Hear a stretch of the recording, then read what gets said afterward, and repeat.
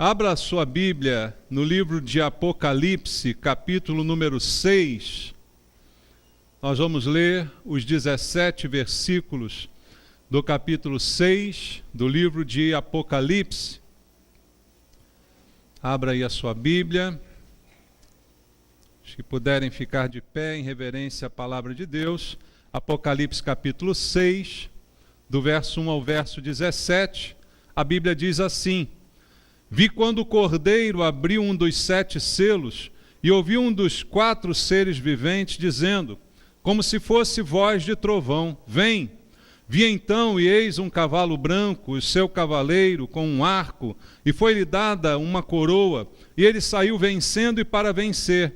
Quando abriu o segundo selo, ouviu o segundo ser vivente dizendo, vem. E saiu outro cavalo vermelho, e ao seu cavaleiro foi-lhe dado tirar a paz da terra, para que os homens se matassem uns aos outros. Também lhe foi dada uma grande espada. Quando abriu o terceiro selo, ouvi o terceiro ser vivente dizendo, vem. Então vi, e eis um cavalo preto e o seu cavaleiro com uma balança na mão. E ouvi uma como voz no meio dos 4 seres viventes, dizendo, uma medida de trigo por 1 denário, 3 medidas de cevada por 1 denário, e não danifiques o azeite e o vinho. Quando o Cordeiro abriu o 4º selo, ouvi a voz do 4º ser vivente, dizendo, vem. E olhei, e eis que um cavalo amarelo e seu cavaleiro, sendo este chamado Morte, e o inferno estava seguindo, e foi-lhe dada autoridade sobre a 4ª parte da terra para matar a espada pela fome, com a mortandade por meio das feras da terra. Quando ele abriu o 5º selo, vi debaixo do altar as almas daqueles que tinham sido mortos por causa da palavra de Deus e por causa do testemunho que sustentavam. Clamavam em grande voz, dizendo, até quando, ó soberano Senhor, santo e verdadeiro, não julgas nem vingas o nosso sangue dos que habitam sobre a terra? Então, a cada um deles foi dada uma vestidura branca, e lhes disseram que repousassem ainda por pouco tempo, até que também se completasse o número dos seus conservos e seus irmãos que iam ser mortos, como igualmente eles foram. O 6º selo, vi quando o Cordeiro abriu o 6º selo e sobreveio o grande terremoto. O sol se tornou negro como caco de crina, e a lua toda como sangue. As estrelas do céu caíram pela terra como a figueira, quando abalada por vento forte, deixa cair os seus figos verdes. O céu recolheu-se como um pergaminho quando se enrola. Então, todos os montes e ilhas foram movidos do seu lugar. Os reis da terra, os grandes, os comandantes, os ricos, os poderosos e todo escravo e todo livre se esconderam nas cavernas, nos penhascos dos montes, e disseram aos montes e aos rochedos, caí sobre nós e escondei-nos da face daquele que se assenta no trono e da ira do Cordeiro, porque chegou o grande dia da ira deles, e quem é que pode suster-se? Amém. Senhor, obrigado pela palavra que nos foi revelada, Pai. Obrigado por aquilo que o Senhor nos deixou como verdade, como direção para a nossa vida, palavra que tem o poder de transformar aquele que a ouve, aquele que a pratica. E esses somos nós, os que queremos ouvir, entender e praticar a Tua palavra.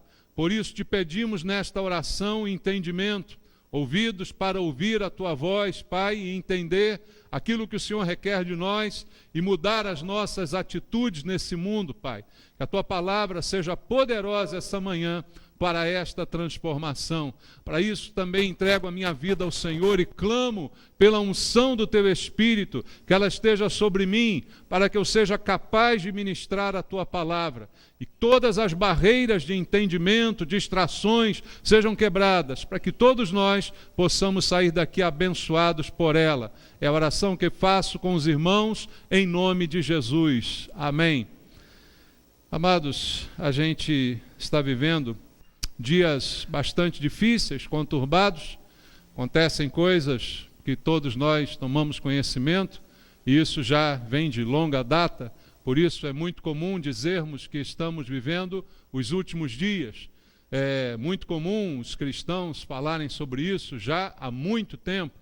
Vivemos os últimos dias, e os últimos dias nos dão sinais, coisas que estão acontecendo, preditas na Bíblia Sagrada, que não estão nesse texto que a gente leu, porque estas coisas que a gente acabou de ler aqui ainda não aconteceram, não é? Estas coisas ainda vão acontecer, mas outras tantas têm acontecido que nos levam a raciocinar, a entender que estamos vivendo os últimos dias. Tempos difíceis, tempos em que falta amor, tempos em que falta moral, vários princípios de Deus são deixados de lado e o homem tem vivido para si mesmo, não é? Isso é evidente aos olhos de todos. Mas, apesar de tudo que acontece de ruim nos dias atuais, estes acontecimentos ainda não se cumpriram. Então, nós ainda estamos no tempo chamado tempo da graça de Deus. Ou seja, a graça de Deus está disponível aos homens. E o que é a graça de Deus? É Deus poder abençoar aqueles que não merecem, aqueles que não fizeram por merecer, aqueles que podem ainda reconhecer em Deus o perdão das suas atitudes, podem reconhecer a oferta de Deus de perdão para os seus pecados e receberem gratuitamente a salvação que ninguém merece, por atos, por atitudes, por obras. Não é por obras para que ninguém se glorie, como diz a Bíblia, é obra da graça. E apesar desse tempo de dificuldade, a graça está disponível. Ainda é tempo de conversão.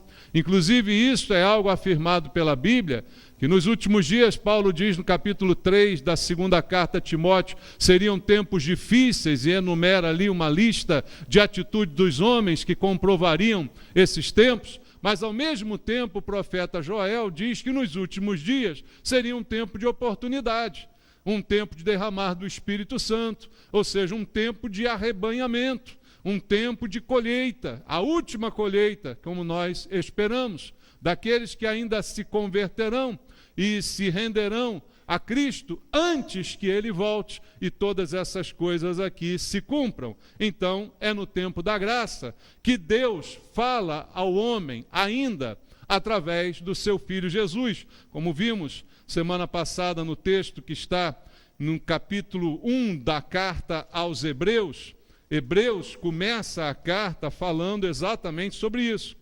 Ele diz, havendo Deus outrora, ou seja, no passado, falado muitas vezes e de muitas maneiras aos pais, pelos profetas, nesses últimos dias nos falou pelo Filho, com letra maiúscula, a quem constituiu herdeiro de todas as coisas, pelo qual também fez o universo. Nesses últimos tempos, Deus não nos fala mais por profetas. A palavra de Deus está concluída, mas Ele nos fala pelo seu Filho Jesus. Ele nos fala pelo Espírito Santo, que a Bíblia diz, convence o homem do pecado, da justiça e do juízo.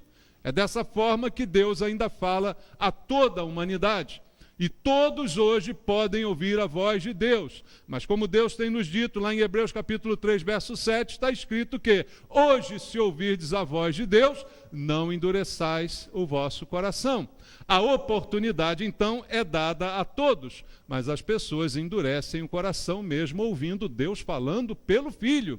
Não por um profeta, mas pelo Filho, diretamente, pelo poder do Espírito Santo, tem falado aos corações. Só que a Bíblia diz que haverá um tempo, que é depois do tempo atual, que por mais difícil que esteja, ainda não é o último tempo, haverá um tempo em que Deus não falará mais. Abra sua Bíblia em 2 aos Tessalonicenses, no capítulo 2, e vamos ler a partir do versículo 6.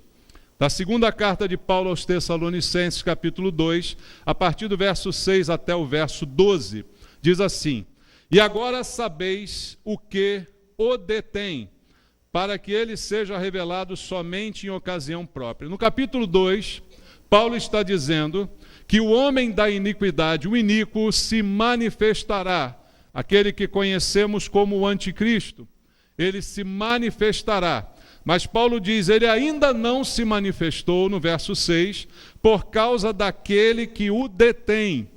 Há alguém daquele, ele não falou da coisa que o detém, falou de uma pessoa que detém ainda a manifestação do anticristo.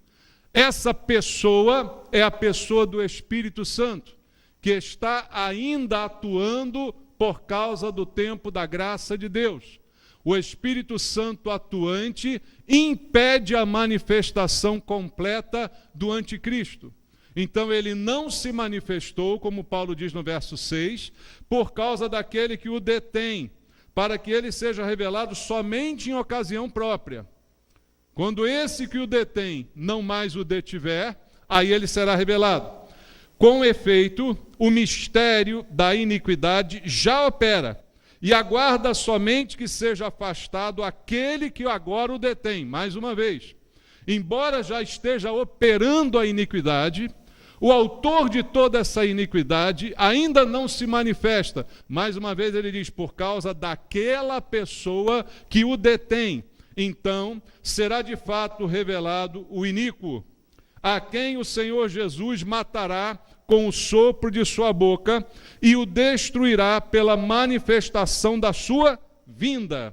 Ora, o aparecimento do iníquo é segundo a eficácia de Satanás, com todo poder e sinais e prodígios da mentira, e com todo engano da injustiça aos que perecem, porque não acolheram o amor da verdade para serem salvos. E por este motivo, pois, que Deus lhes manda a operação do erro, para darem crédito à mentira, a fim de serem julgados todos quantos não deram crédito à verdade, antes, pelo contrário, deleitaram-se com a injustiça.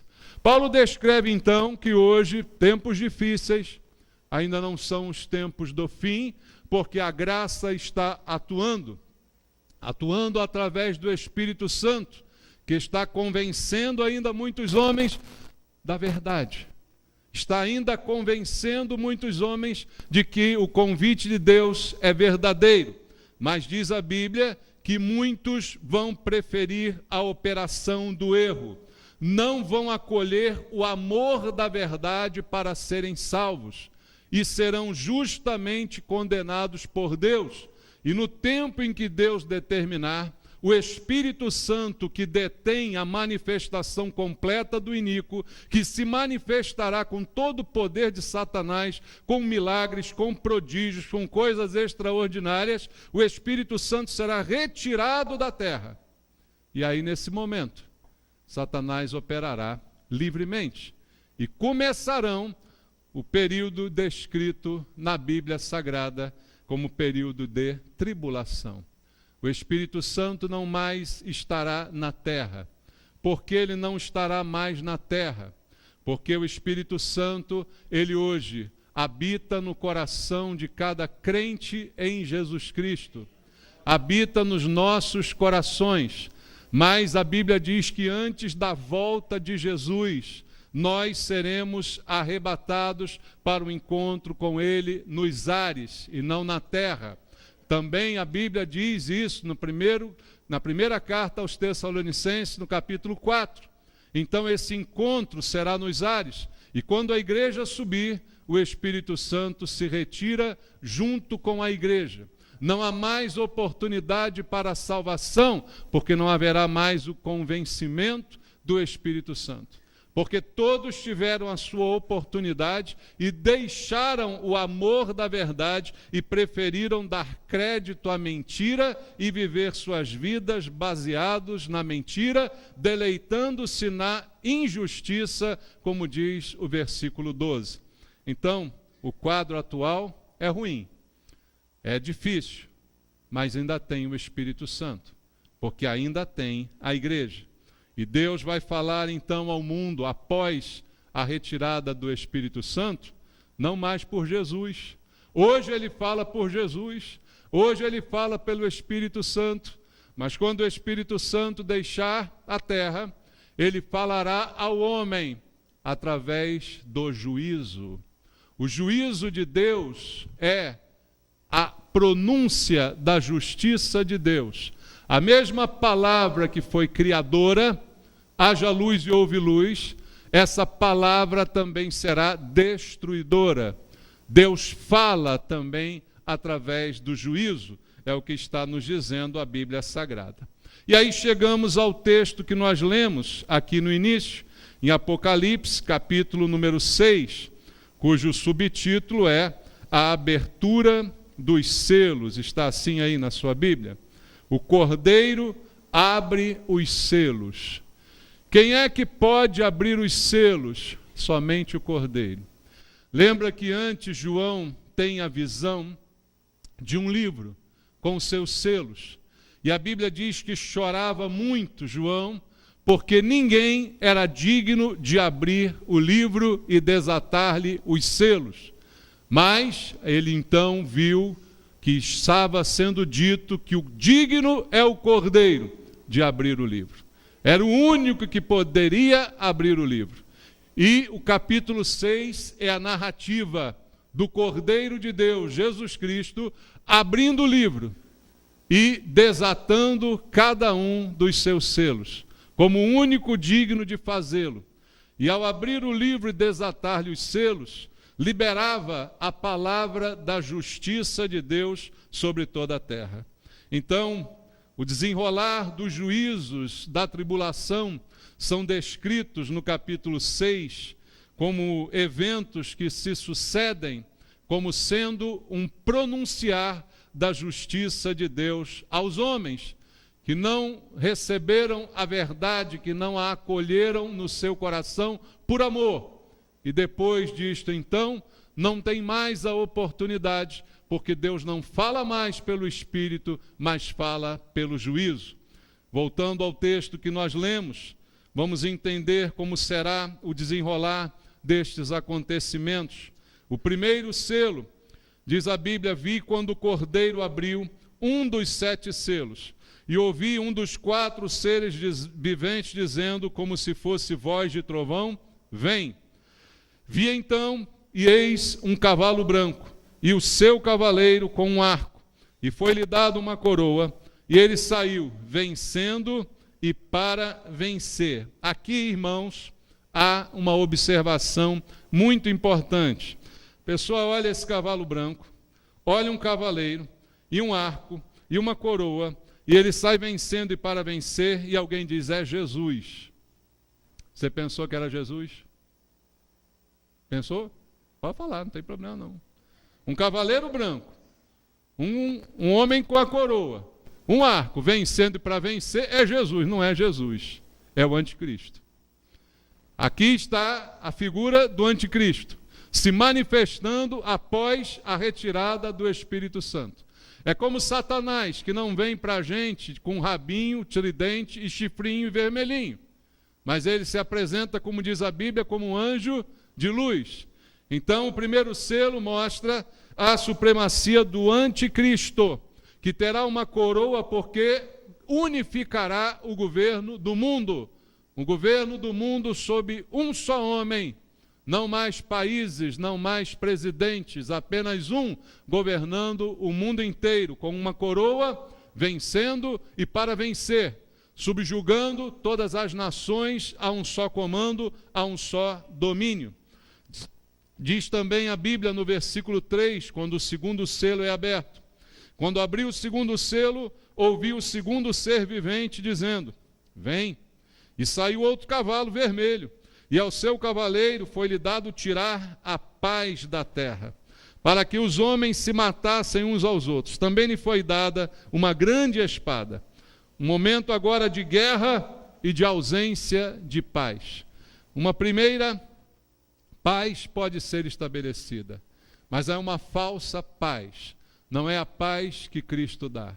Como ele disse, a minha paz não é como a paz do mundo. E na tribulação haverá também um momento de falta completa, de ausência completa de paz, porque homens matarão homens como nunca se viu antes. Versículos 5 e 6, quando abriu o terceiro selo, ouvi o terceiro ser vivente dizendo, vem. Então vi, e eis um cavalo preto, e o seu cavaleiro com uma balança na mão, E eu vi como que voz no meio dos 4 seres viventes, dizendo: uma medida de trigo por 1 denário, 3 medidas de cevada por 1 denário, não danifiques o azeite e o vinho.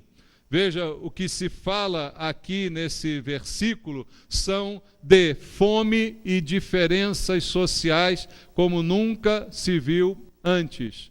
Fome generalizada, mas numa grande maioria das pessoas, porque uma pequena parte ainda terá muito o que comer e se regalar. Isso me lembra os regimes comunistas, né?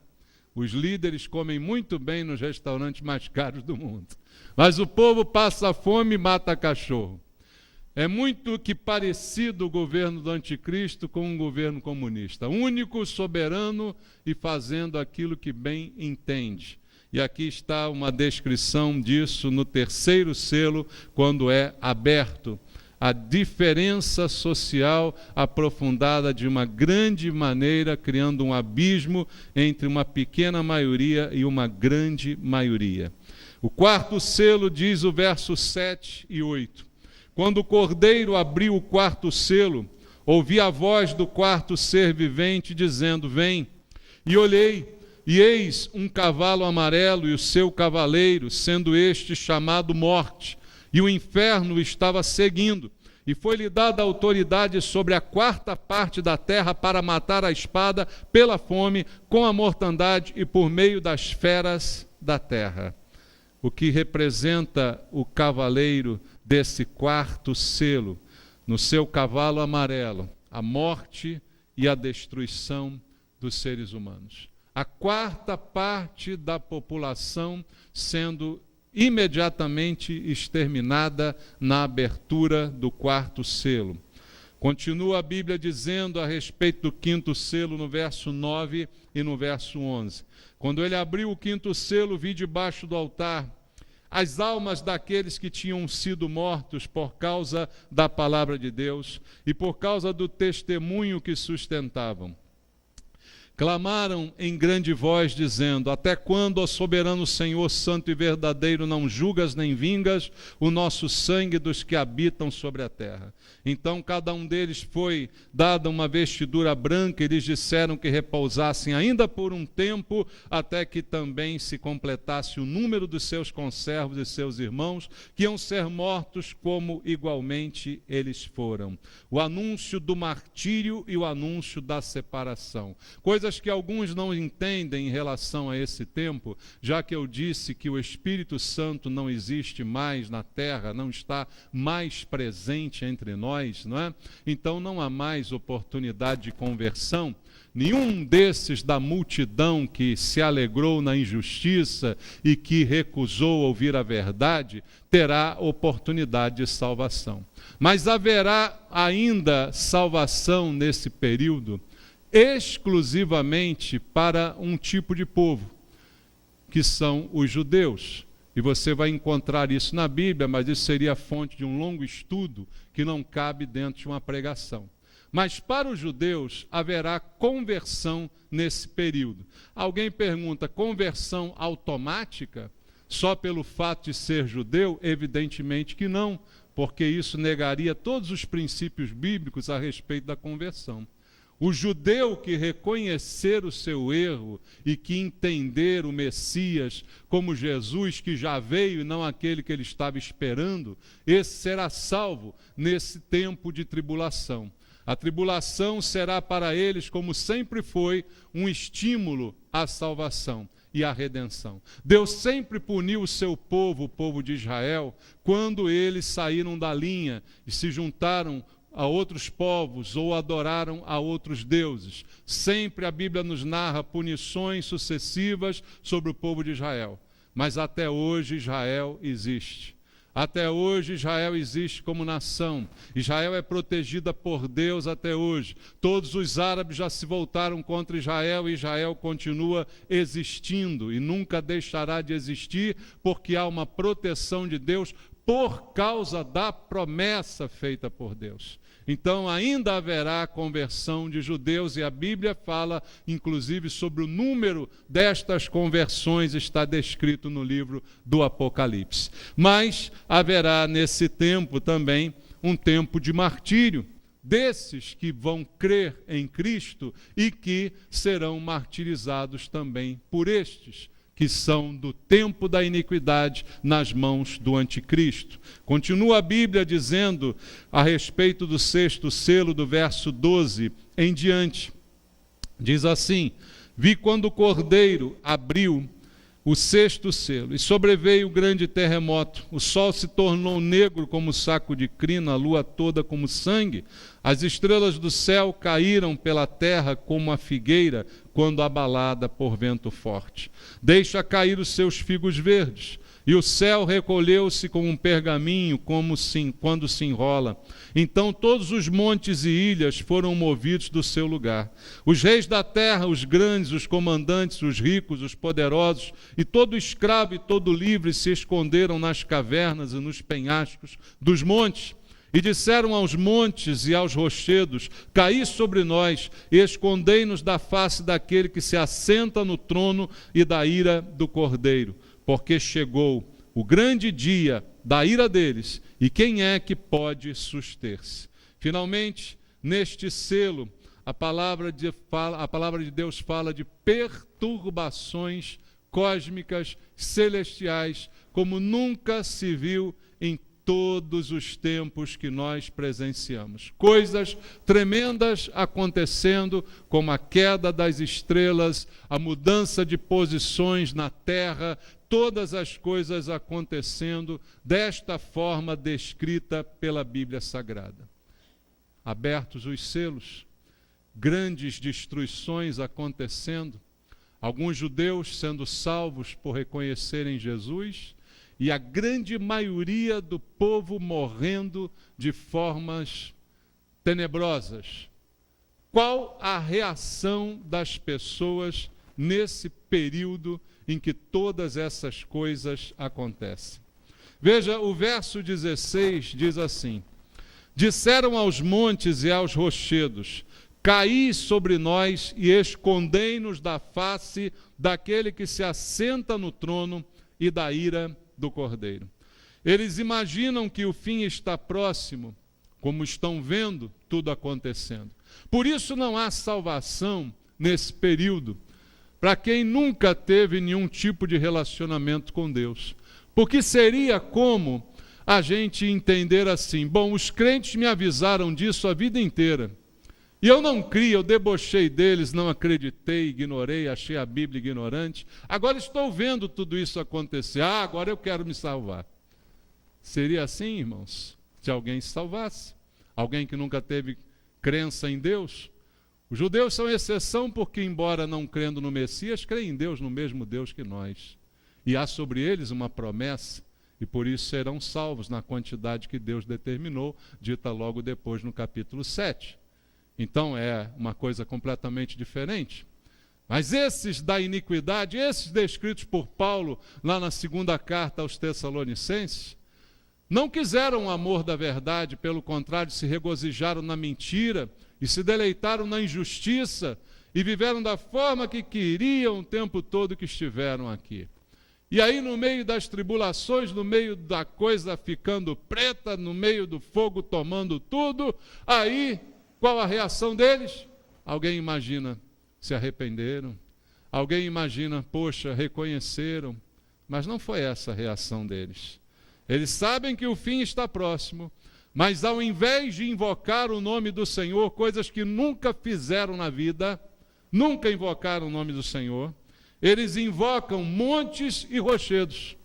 Você veja no versículo 16, a quem eles dirigem a voz? A Deus? Não. Eles falam com os montes, eles falam com os ídolos, com as pedras, com os rochedos, e dizem: caiam sobre nós, para que a gente fique escondido da ira de Deus. Ainda não clamam a Deus, mas clamam aos objetos. É o retrato traçado aqui no texto de Apocalipse 6, verso 16. Veja, versículo 12 do texto diz assim: no capítulo 6, verso 12. Vi quando o cordeiro abriu o selo e sobreveio grande terremoto. O sol se tornou negro como um saco de crina e a lua toda como sangue. As estrelas do céu caíram pela terra, como a figueira, quando abalada por vento forte, deixa cair os seus figos verdes. O céu recolheu-os como um pergaminho quando se enrola. Então, todos os montes e ilhas foram movidos do seu lugar. Veja o juízo sendo presenciado.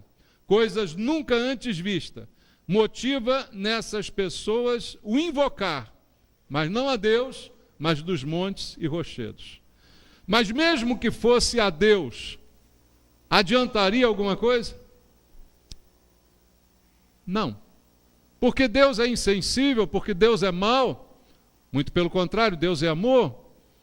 Deus amou ao mundo de tal maneira que deu seu Filho, para que qualquer um pudesse invocá-lo e ser salvo, e ser livre desse dia tão terrível e nefasto, que é o juízo de Deus sendo proclamado ao homem que nunca quis se render a ele. E aí a gente encontra isso numa parábola contada por Jesus, em Mateus capítulo 25, versículo 11 ao versículo 13, mostrando que essa realidade é muito próxima de nós.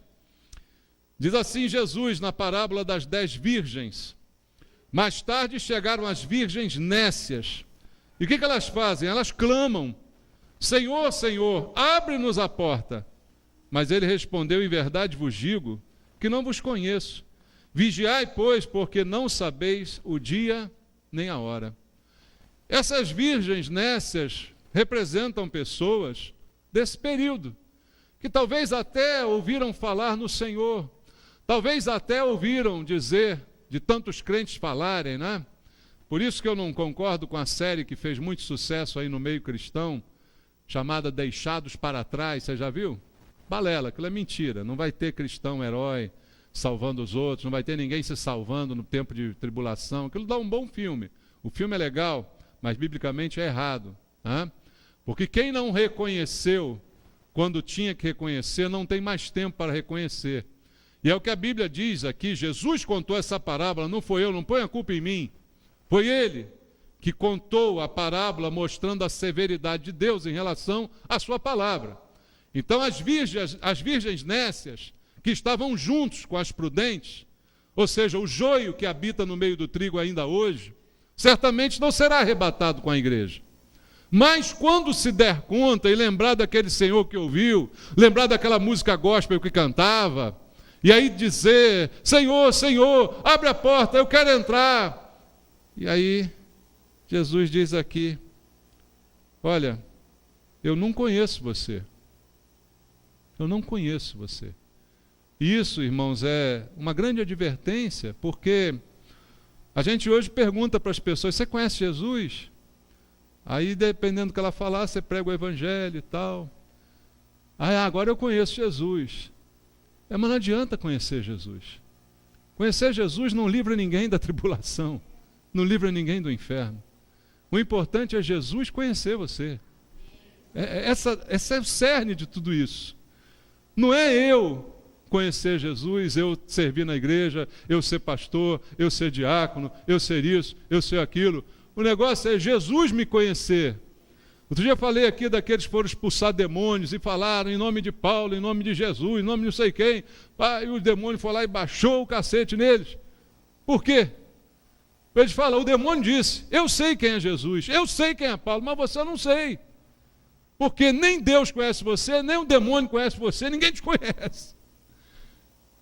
Portanto, não é ser conhecido pelo demônio, mas é ser conhecido por Deus. Mas se eu sou conhecido por Deus, o demônio também fica sabendo de mim. Entendeu?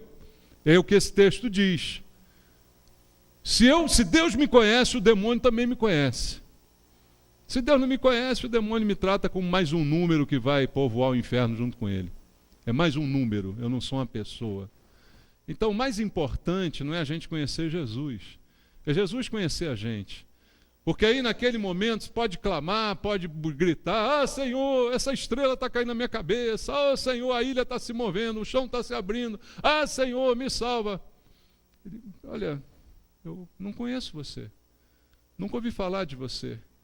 E ele disse também a mesma coisa quando falou sobre muitos que chegariam perto dele, dizendo: Senhor, Senhor, no teu nome, olha, eu expulsei demônio, eu ensinei na escola bíblica dominical, no teu nome eu fui para a igreja, eu fui diácono, eu fui isso, fui aquilo. Ele vai dizer: lamento, você me conheceu, mas eu nunca conheci você. Você ouviu falar de mim, mas eu nunca escutei falar de você. Seu nome não está escrito no livro da vida. Seu nome não foi arrolado no céu. Seu nome está no hall da igreja lá. Se você procurar, tem a carteirinha lá, Nova Vida São Cristóvão. Mas aqui não está, entendeu? Aqui no céu, no livro da vida, do qual eu jamais apago o nome de alguém, nesse livro aqui não está escrito o seu. E pode ter certeza que ninguém apagou. E se eu não apago, quem é que vai apagar? O problema é que ele nunca foi escrito aqui. Você foi escrito na igreja, você foi diácono, você foi isso, foi pastor, foi evangelista, foi um monte de coisa. Mas eu não botei o seu nome aqui. E aí ele simplesmente fala nessa realidade. Então, nessa hora, irmãos, essa é a verdadeira hora em que as diferenças vão embora. O versículo 15, ele diz assim: os reis da terra, os grandes, os comandantes, os ricos, os poderosos, os escravos, os livres, se esconderam nas cavernas e nos penhascos. Quando a coisa aperta, vai todo mundo para o mesmo buraco. É rico, é rei, é comandante, é escravo, é faxineiro, é o que for. Vai tudo se esconder no mesmo buraco. Porque sem Jesus, ninguém é nada.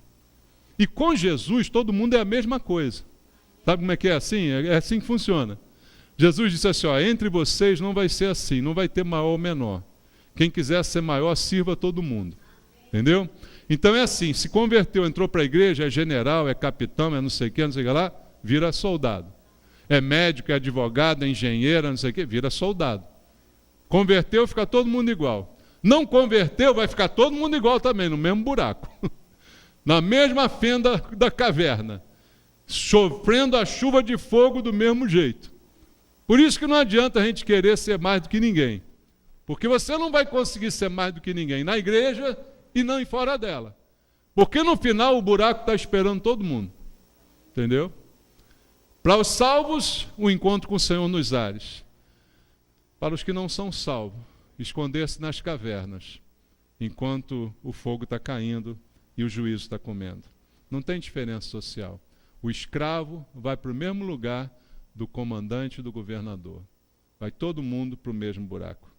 Mas a razão desse clamor deles, montes, rochedos, cair sobre nós, não é o arrependimento. E aí, irmãos, é uma coisa que eu sempre enfatizei aqui na palavra, a diferença entre arrependimento e remorso. Arrependimento salva o homem, mas remorso não salva o homem. Veja, Pedro, ele se arrependeu, amargamente chorou quando negou Jesus 3 vezes, fez algo terrível, e se arrependeu profundamente. Mas Judas, que o entregou, não se arrependeu, ele teve remorso. E aí ele foi se enforcar e morreu. Entendeu? Então, há uma diferença enorme entre arrependimento e remorso. Essas pessoas vão ter remorso. Ah, eu devia ter ouvido aquele crente que me enchia o saco. Né? Você. Ah, eu devia ter ouvido. Poxa, aquele pastor chato pra caramba, eu não gostava dele, que era meio grosso. Tal. Devia ter ouvido ele. Não deu. Aí é o remorso, entendeu? O remorso é a dor que você sente pelo mal que você causou a você mesmo. O arrependimento é a dor que você sente pelo mal que você causou a Deus. É completamente diferente. Remorso é direcionado a você, arrependimento é direcionado a Deus. Eu me arrependo porque eu fiz coisas que ofenderam a Deus. Mas eu tenho remorso porque eu fiz coisas que vão me trazer prejuízo. E que eu vou sofrer as consequências dela. Então isso é remorso. E a motivação dessas pessoas aqui para clamar não foi arrependimento, foi remorso. Mas, ó montes, ó rochas, caem sobre a gente, nos esconda da ira de Deus. Estamos roubados. E agora? E agora já era. Né? Agora não é mais hora. E qual foi o resultado desse clamor? Nenhum. Qual é o resultado de um remorso? Nenhum. Não leva a nada. Remorso não produz absolutamente nada. Porque após o tempo da graça, como eu disse, não há mais lugar para o tempo de livramento. Não há mais lugar para o arrependimento, só resta o remorso. Portanto, irmãos, hoje nós vivemos o privilégio, que é o tempo da graça. Hoje, ainda dá tempo de clamar. E a Bíblia diz assim: aquele que invocar o nome do Senhor será salvo. Quando? Hoje. Hoje é o dia da salvação. Aquele que invocar o nome do Senhor será salvo hoje. Lá, não adianta invocar: Senhor, Senhor, abre a porta, abre a porta. Não conheço. Hoje é o dia de invocar o nome do Senhor. Enquanto eu estou no tempo da graça. E nós que podemos alcançar, essa graça, na verdade, nos alcança, porque nós não a merecemos, nem fazemos por onde merecê-la. Mas olha o que a Bíblia nos adverte em 2 Coríntios capítulo 6, para a gente encerrar. 2 Coríntios capítulo 6, está escrito assim no versículo número 1, 2 Coríntios capítulo 6, verso 1, diz assim: e nós, na qualidade de cooperadores com ele, também vos exortamos a que não recebais em vão a graça de Deus. A graça não está disponível? Não está disponível sobre toda a humanidade, porque Deus amou o mundo. E aí você recebeu a graça. Mas se você não aproveitou a graça, você a recebeu em vão. Não receba a graça de Deus em vão. Se a graça está batendo na tua porta, abra hoje o teu coração para Jesus. Abra hoje a tua vida para Cristo. É hoje o dia da salvação, não é depois. Clame ao Senhor enquanto se pode achar. A Bíblia diz: busque ao Senhor enquanto se pode achar, enquanto Ele está perto.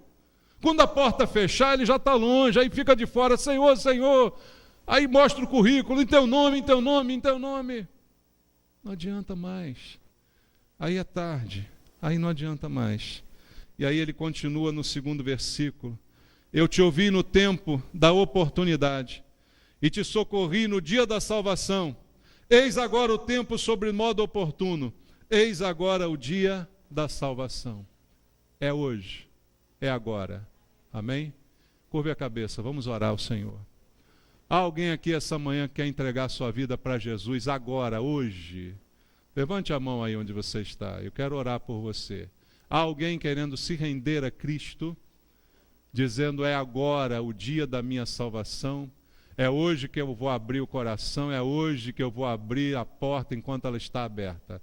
Há alguém querendo fazer isso? Não? Amém. Senhor, eu te agradeço pela palavra que nós ouvimos, vinda da tua parte. E a nós que somos salvos, que ela nos sirva como um alerta, que ela nos sirva, Pai, como um farol, como uma luz, que ilumina o nosso caminho, ilumina os nossos pés, para que não venhamos a tropeçar. Nós que fomos um dia alcançados pela Tua graça, temos nosso nome escrito no livro da vida, possamos viver agora honrando ao Senhor com a nossa vida, vivendo nas boas obras que o Senhor de antemão preparou para que andássemos nelas, Pai. Que nós possamos encarar com responsabilidade o grande privilégio que o Senhor nos deu. O grande privilégio, a grande bênção que não merecemos, a graça que nos alcançou. Fala o coração dos teus filhos, Pai, que são salvos nesse lugar, dessa responsabilidade, desse grande amor. Como diz a Bíblia, que esse amor nos constranja, para que não venhamos a pecar contra o Senhor, para que não venhamos, ó Deus, a desprezar tão grande bênção que recebemos e entristecer o teu Espírito. Pai, em nome de Jesus, abençoa meus irmãos que ouviram a tua palavra. Aqueles que estão ouvindo pela internet, que o Senhor abençoe, toque nesses corações, produza conversões, transformações genuínas. É o que eu te peço, meu Deus, em nome de Jesus. Amém. Vamos louvar ao Senhor, irmãos. Diga para os temerosos, não há nada a temer. Poderoso é o teu Senhor, quando clama seu nome, Ele então virá. É para a igreja isso. Ele vem pra te salvar. Ele vem para te salvar. Diga ao cansado, o teu Senhor virá. Ele vem para te salvar. Ele vem para te salvar. Ele vem para te salvar. Contemplar o Senhor e te levantarás. Ele vem para te salvar.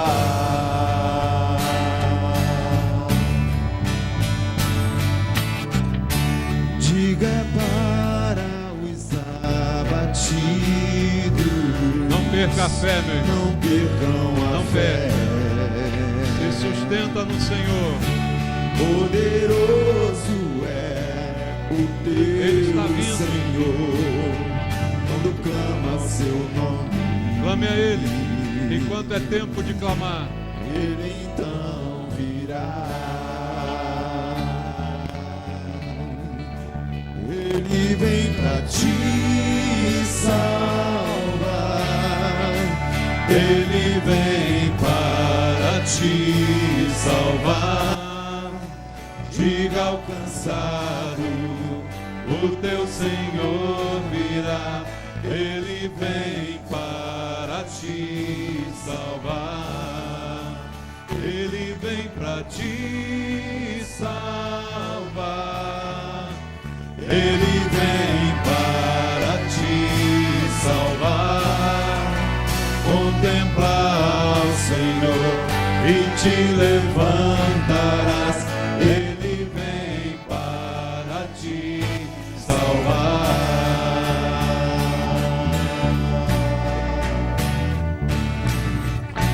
Ele é o teu refúgio em meias lutas, o escudo na tempestade, uma torre na tristeza, fortaleza em meio à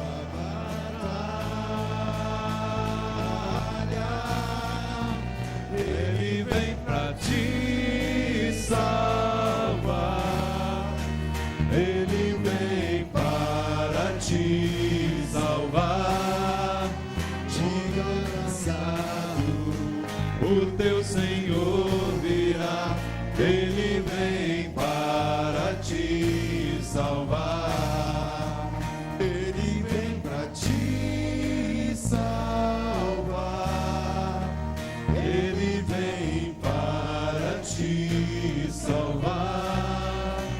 Contemplar o Senhor e te levantarás. Ele vem para te salvar.